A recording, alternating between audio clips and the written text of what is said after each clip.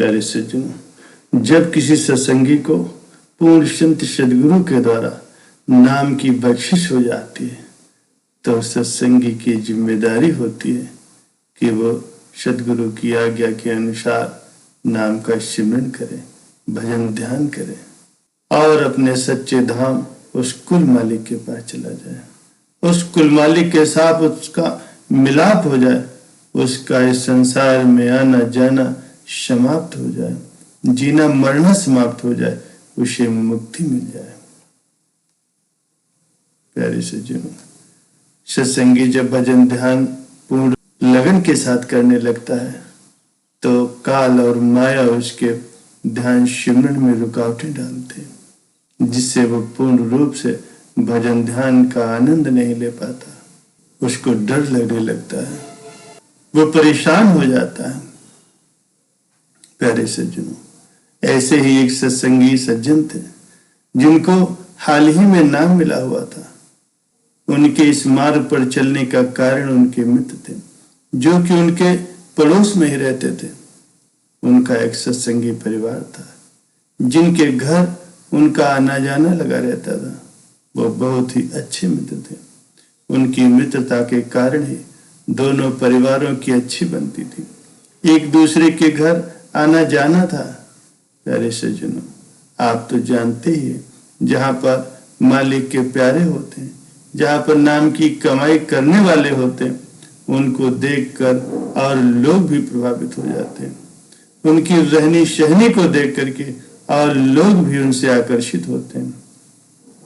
ऐसे ही वह उनको देखकर उनसे प्रभावित होते थे और अक्सर ही उनसे पूछते थे कि आपको नाम मिला हुआ, नाम क्या होता है, उसको लेने के लिए क्या करना पड़ता है और वो कहाँ से मिलता है। ये प्रश्न उन्होंने अपने मित्र से पूछे जो कि उनके सत्संगी मित्र थे।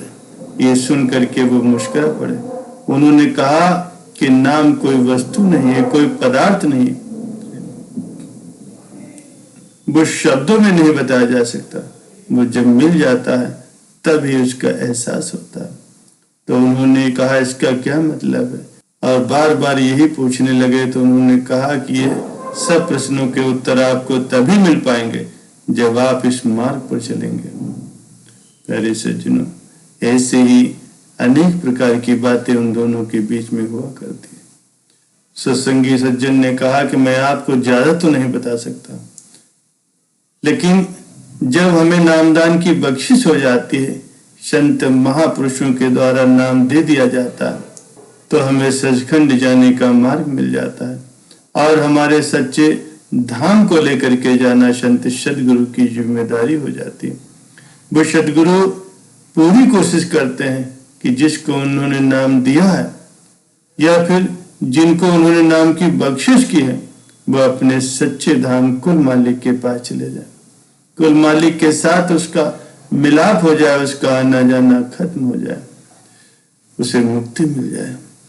प्यारे सज्जनों, नाम की दौलत एक अनमोल बख्शिश है जिसका कोई मोल नहीं। जब ये जीव को प्राप्त हो जाती है तभी उसकी खुशी जाहिर होती है।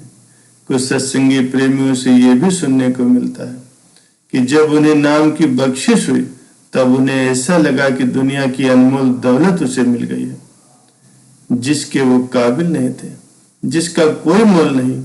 वो अनमोल दौलत हमारे सदगुरु ने हमारी झोली में डाल दी।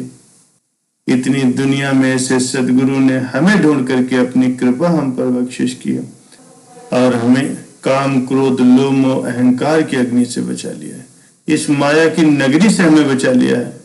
इस प्रकार से उन्होंने कई बातें अपने मित्र से की। प्यारे सज्जनों, संत महापुरुषों का कहना है कि नाम से ऊपर कुछ नहीं। अगर आपको एक पूर्ण संत सदगुरु के द्वारा नाम की बख्शिश हो गई है तो आप बहुत ही भाग्य वाले जीव हैं। आपको सदगुरु ने इतनी करोड़ों लोगों में से चुन करके आपको नाम की बख्शिश की, तो आप समझ सकते हैं कि आप कितने भाग्य वाले।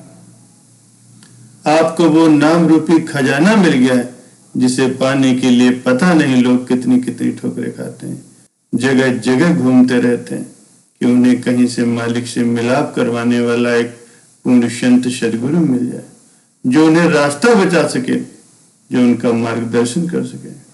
प्यारे सज्जनों, आप तो देख रहे हैं कि पहले जो समय था तब के लोगों को नाम के लिए कितना भटकना पड़ता था।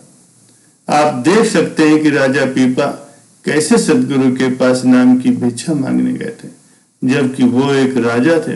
वो चाहते तो कुछ भी कर सकते थे, लेकिन नहीं, वो एक साधारण व्यक्ति के रूप में, एक साधारण व्यक्ति बन करके सदगुरु की कुटिया में पहुंचे।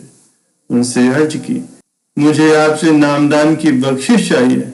और उस समय सदगुरु ने उनकी इतनी लगन देखकर, उनकी मालिक से मिलने की इतनी तड़प देख करके ये फरमा दिया था कि ये जो कटोरी में पानी है इसे ग्रहण कर लो। लेकिन उस समय राजा पीपा के मन में कुछ गलत विचार आ गए कि मैं ऐसा कैसे कर सकता हूँ, मैं तो एक राजा हूँ, मैं ये गंदा पानी क्यों पीऊं। उस समय सदगुरु इतने दयालु हो गए थे कि वो चाहते तो राजा पीपा को उसी समय नामकरण चढ़ जाता और वो सीधा मालिक के धाम पहुंच जाते। लेकिन वो उनकी मौज थी, कुल मालिक की मौज थी कि उनको कुछ देर और भटकना था, कुछ देर और अभ्यास करना था, तब जाकर के उन्हें नाम की बख्शिश हुई और उनका कुल मालिक से मिला। प्यारे सज्जनों, आज के समय में हमें कितनी आसानी से नामदान की बख्शिश हो जाती है, कितनी आसानी से हमें नाम मिल जाता है। हम सोच भी नहीं सकते कि ये नाम रूपी दौलत इतनी आसानी से हमें मिल जाएगी, जिसे पाने के लिए राजे महाराजे तक भटका करते थे और हमें इतनी आसानी से मिल जाती है। प्यारे सज्जनों, नामदान के बाद हमें सदगुरु के बताए गए नियमों पर चलना होता है, जिनसे हमने नामदान की बख्शिश ली है। जो हमारे गुरु हैं, जो हमारे पूर्ण महापुरुष हैं, उनके बताए गए नियमों पर हमें चलना होता है, उनकी बताई गई बातों पर हमें गौर करना होता है। वो जो कहते हैं वैसा ही करना होता है, क्योंकि गुरु का हुक्म भी मालिक का हुक्म है।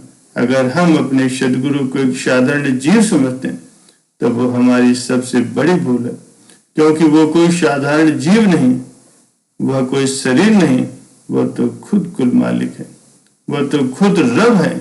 हमारे लिए ही सृष्टि में आए हैं, केवल हमारा उद्धार करने के लिए। उनका संसार में आने का कोई और मकसद नहीं है।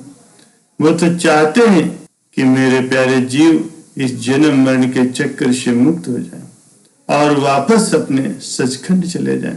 इसलिए वो केवल सच्चे नाम का प्रचार करते हैं और ज्यादा से ज्यादा जीवों को नाम स्मरण करने के लिए, भजन ध्यान करने के लिए प्रेरित करते हैं। प्यारे सज्जनों, नामदान के बाद ये हमारे ऊपर निर्भर करता है कि हम उनके बताई गई बातों पर कैसे चलते हैं। अगर जीव को उनसे प्यार है, अगर जीव का उस कुल मालिक से प्यार है, तो कभी भी नाम श्रवण में नागा नहीं करेगा, भजन सिमरन में कभी भी लापरवाही नहीं करेगा। वो रोजाना संत सदगुरु की बताई गई बातों पर अमल करेगा और अपने सदगुरु की खुशियां हासिल करता है। नामदान देकर के सदगुरु ने अपनी तरफ से सभी फर्ज निभा दिए।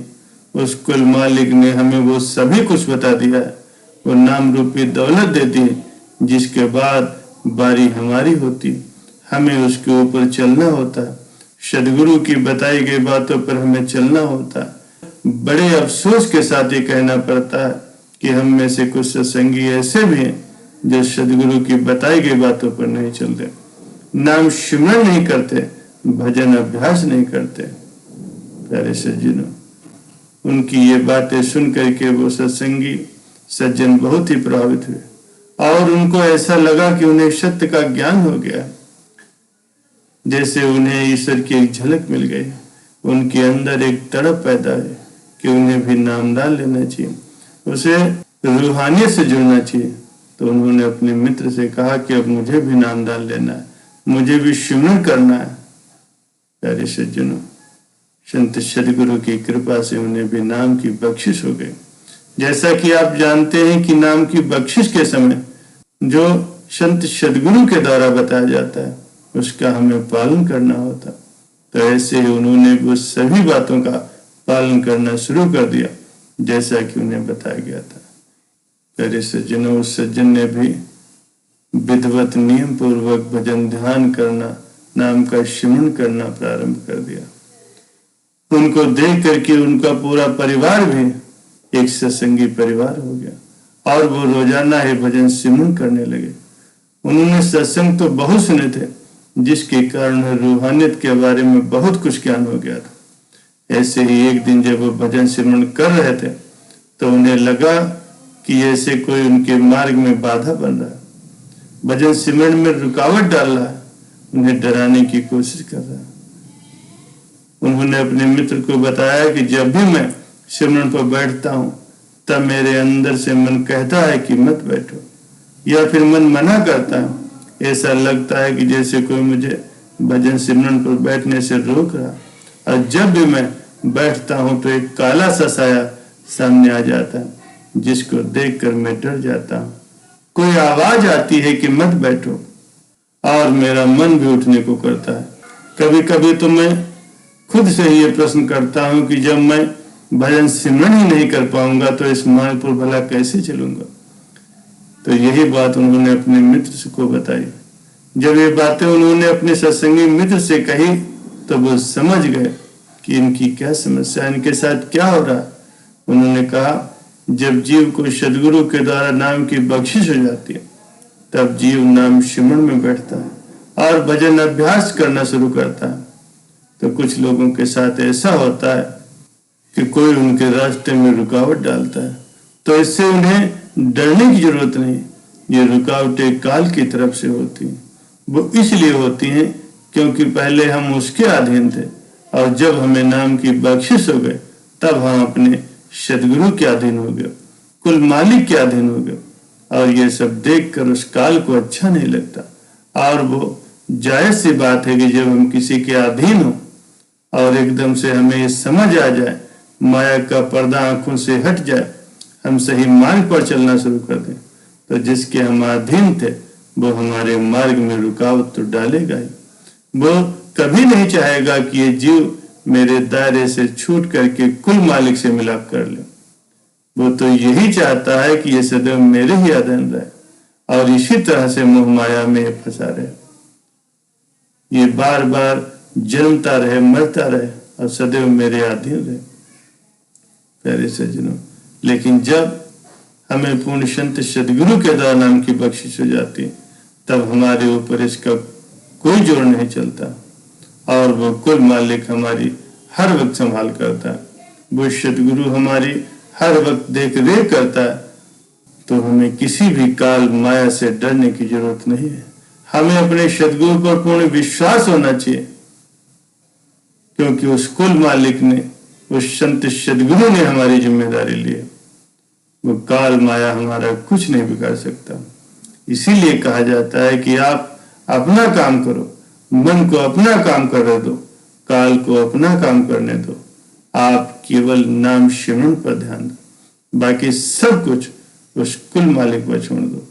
वो काल और माया से डरने की कोई जरूरत नहीं। वो कभी भी आपका कोई नुकसान नहीं कर पाएगा। आपकी जिम्मेदारी पूर्ण सदगुरु ने संभाल ली, वो आपका कुछ भी बिगड़ने नहीं देंगे। वो आपकी सदैव संभाल करेंगे, और जिनकी जिम्मेदारी एक पूर्ण संत सदगुरु ले लेता है उसका कोई भी ताकत पाल बांका नहीं कर सकती।